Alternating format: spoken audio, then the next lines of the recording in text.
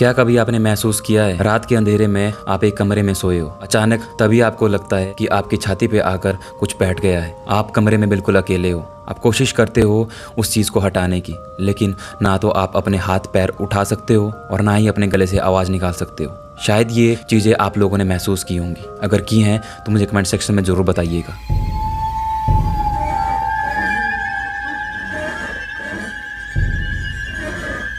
एक ऐसी छोटी सी कहानी जो मेरे साथ घटी है मैं आप लोगों को बताने वाला हूँ, जिसके बाद मेरी रूह कांप गई थी। कहानी 2019 की है, जब मैं गुजरात के महसाना जिले के एक छोटे से गांव बेचराजी में जॉब किया करता था। कंपनी की तरफ से हमें एक हॉस्टल अलॉट किया जाता है और ये हॉस्टल सड़क से काफ़ी ज़्यादा दूरी पे था। इन कारणों की वजह से मुझे काफ़ी ज़्यादा टेंशन चल रहा था। ऐसा लग रहा था मानो मैं डिप्रेशन की ओर जा रहा हूँ। यूट्यूब में बहुत सारी चीज़ें देखी, तब पता चला कि मेडिटेशन से आप टेंशन को दूर कर सकते हो, डिप्रेशन को दूर कर सकते हो। मैंने मेडिटेशन का सहारा लेना शुरू किया। हमारा हॉस्टल सड़क से काफ़ी ज़्यादा दूर था, इसलिए वहाँ पर हमारे अलावा और कोई आता जाता नहीं था। मैंने हॉस्टल से थोड़ी सी दूरी पर एक जगह चुनी जहाँ पर मैं मेडिटेशन करना शुरू किया। मुझे मेडिटेशन करते करते एक हफ्ता बीत गया, लेकिन मैं सही से ध्यान नहीं लगा पा रहा था। एक हफ्ते के बाद अचानक जिस दिन संडे था, मैं फिर से मेडिटेशन करने वाली जगह पे चला गया। शाम के 6 बज रहे थे। मैं लगभग आधे घंटे से मेडिटेशन कर रहा था। तब मुझे लगा कि मेरा ध्यान अच्छे से लग रहा है, लेकिन पता नहीं मुझे क्या हुआ। मुझे महसूस हुआ कि जैसे मेरे पीछे कोई खड़ा है और मुझे पकड़ने की कोशिश कर रहा है। मैं अपनी आंखें खोलने की कोशिश करता हूँ, लेकिन आंखें नहीं खोल पाता।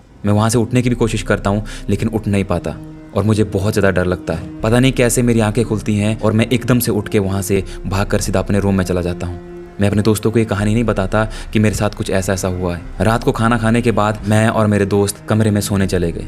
हॉस्टल में हमें जो रूम अलॉट हुआ था वो 2 BHK था। उसमें 2 रूम्स और एक हॉल था। हॉल और 2 रूम्स में हम लोग 10 लोग रहा करते थे। मैं खिड़की के पास सोया करता था, जहाँ से बाहर का पूरा दृश्य दिखता था। जो घटना मेरे साथ हुई थी मैंने वो अपने दोस्तों को नहीं बताई थी। शाम को 10 बजे सोने के बाद मुझे गहरी नींद आ गई। रात 12:30 बजे मुझे महसूस हुआ कि खिड़की खोलकर कुछ ऐसी चीज़ आई है जो कि मेरी छाती के ऊपर आकर बैठ गई। मुझे सब कुछ महसूस होता गया कि कुछ तो ऐसा आया है जो मेरी छाती पे बैठा है। मैं कोशिश कर रहा था उसको हटाने की।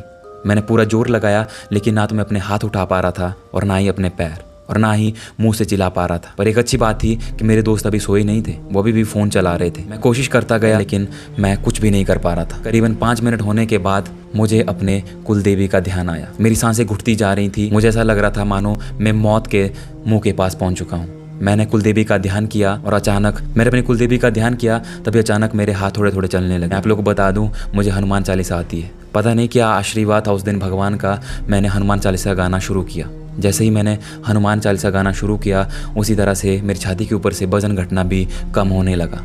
मैं हाथों से अपने पैरों से छटपटाने लगा और तभी मेरे गले से एकदम से आवाज़ निकलती और मेरे दोस्त झट से मुझे जगाने आ जाते हैं। जब उन्होंने मुझे जगाया तो मैंने लंबी सांसें भरी। उन्हें लगा कि ये सब मजाक कर रहा है, लेकिन जब मैंने उनको कहानी बताई तो वो दंग रह गए और वो डर गए। उसके बाद उनके साथ भी कुछ ऐसी ही चीज़ें उसी कमरे में बीती हुई थी। उन्होंने भी अपनी अपनी कहानियाँ मुझे बताना शुरू की। उसी दिन उन सभी दोस्तों के साथ एक दूसरे के राज खुले, क्योंकि उन सभी लोगों के साथ ये चीज़ें घट चुकी थी और किसी ने एक दूसरे को बताया नहीं था। जब मैंने उनको चीज़ें बताई तो उन्होंने अपनी अपनी चीज़ें बताना शुरू किया। अब पता नहीं वो कमरा ही भूतिया था या फिर वहाँ पे कुछ ना कुछ तो ऐसी चीज़ें थी जिस वजह से वो चीज़ें हमारे साथ हो रही थी। उसके बाद हम लोग लगभग 1 से 2 घंटे तक सब बैठे रहे, भगवान का नाम लिया और फिर से सोने चले गए। अगर उस दिन मैंने कुलदेवी का नाम और हनुमान चालीसा नहीं पढ़ी होती तो शायद मैं बच भी नहीं पाता। कि आपके साथ भी ऐसी चीज़ें घटनाएं हुई हैं, मुझे कमेंट सेक्शन में ज़रूर बताइएगा।